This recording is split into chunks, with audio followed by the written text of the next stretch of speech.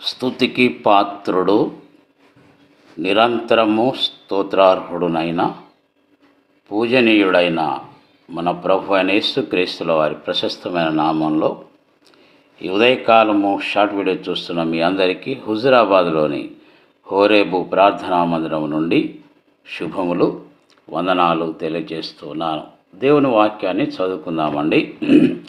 ఇర్మియా గ్రంథం 15వ అధ్యాయము 16వ వచనం.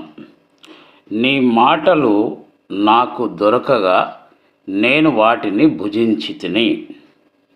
సైన్యములకు అధిపతివగు యెహోవా, దేవా, నీ పేరు నాకు పెట్టబడను గనుక నీ మాటలు నాకు సంతోషమును, నా హృదయమునకు ఆనందమును కలగజేయుచున్నవి. క్రీస్తునందు ప్రియ సహోదరి సహోదరులారా, మనందరికీ తెలిసినట్లుగా క్రైస్తవ జీవితంలో 2 రకాల ఆహారమును ప్రతిదినం మనము ఆరగించాల్సి ఉంది. ఒకటి శరీరం నిమిత్తమైన ఆహారము. అది మన జీర్ణశక్తిని బట్టి ప్రతిరోజు కొందరు 2 సార్లు భోజనం చేస్తారు, కొందరు 3 సార్లు చేస్తారు. అది శరీర సంబంధమైన ఆహారం.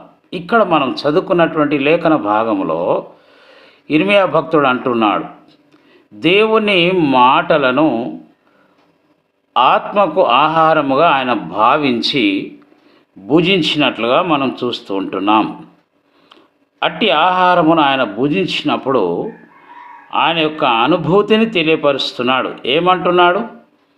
నీ మాటలు నాకు సంతోషమును, నా హృదయమునకు ఆనందమును కలుగజేయుచున్నవి.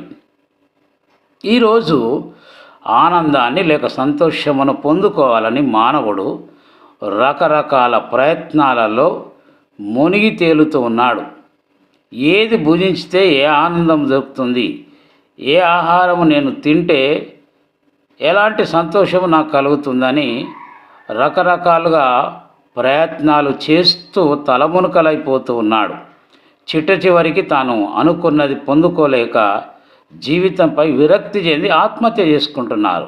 ప్రియ సోదరి సోదరుడా, దేవుని వాక్యము అనే ఆహారమును గనక భుజించినట్లయితే మనం సంతోషంగా ఉంటాము, మన హృదయానికి ఆనందము కలుగుతుంది. కాబట్టి ఆలస్యం చేయకుండా ఈరోజు ఒక మంచి నిర్ణయం తీసుకుందాం. ఇర్మియా లాంటి అనుభూతిని మనం కూడా పొందుకుందాం. అట్టి కృప దేవుడు దయచేయునుగాక. అందరికీ వందనాలు.